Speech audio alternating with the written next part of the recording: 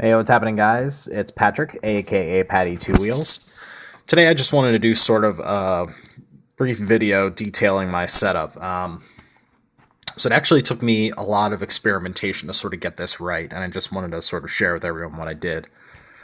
This is my helmet. It's an HJC CL17. I haven't posted a review to it yet, but I really, really like this helmet, and I'll go ahead and put a link in the description of this video.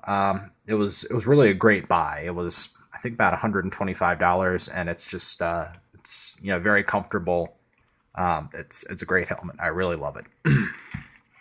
So one of the interesting things about this helmet is, I don't know if you can see my fancy electrical tape work here, but underneath here was sort of an air duct, and this is designed to sort of suck in air and to blow it out inside the helmet. So as air hits the front of the helmet while you're riding, it gets redirected through channels towards the front here. Now I've also taped up in here, but there were little tiny holes where the air would come in the side of the helmet over here and get blown out the front here.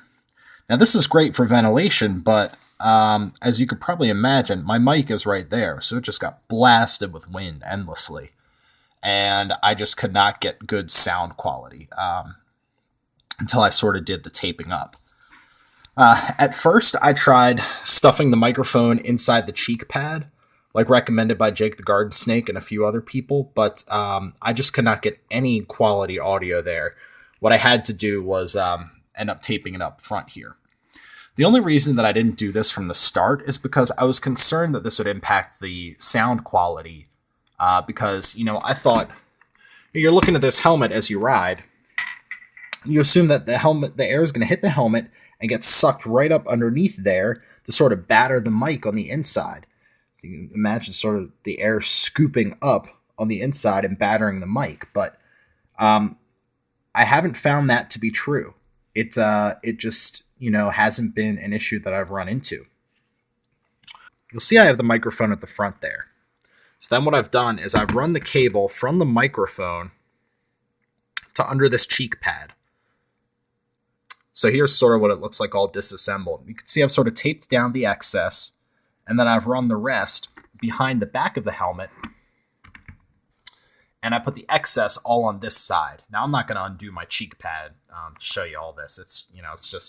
It's basically the same as what you see on this side, except with all of the excess. And I store that under this cheek pad. So then what that leaves me here is this little lead. So as you can see, I got about this much to work with here. So I got my lead here, and I've also got my camera. So what I usually end up doing is slide the camera right in there. Then with the drift cameras, pop back off, and that's right where you plug in your microphone.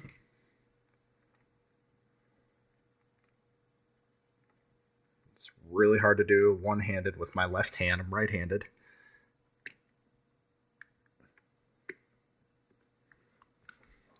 But yeah, so that's about it.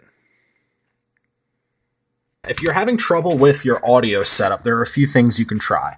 First of all, look for any sort of ventilation like this.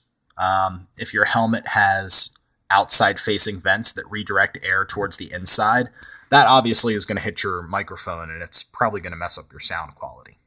Another thing is, if you do have your microphone inside your cheek pad, really consider placing it at the front of the helmet. Because like I said, I really thought that inside the cheek pad would be better because it was shielded from noise, but it's just not.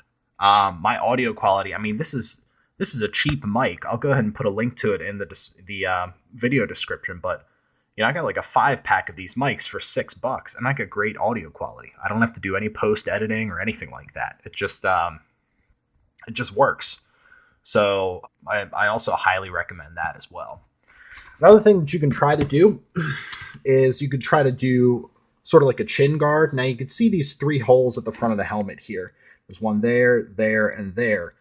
HJC sells these sort of fabric covers that sort of cover the helmet like this. Now that'll provide a little bit of extra wind protection. I don't think it's necessarily for moto vlogging. I think it's more for cold weather riding. So you put this chin guard on here, and that stops cold air from coming up and hitting you in the face. But Conceivably, I think it would also work for motovlogging if for some reason your microphone is also picking up additional noise. And I guess the last suggestion really is most action cameras have a sound setting.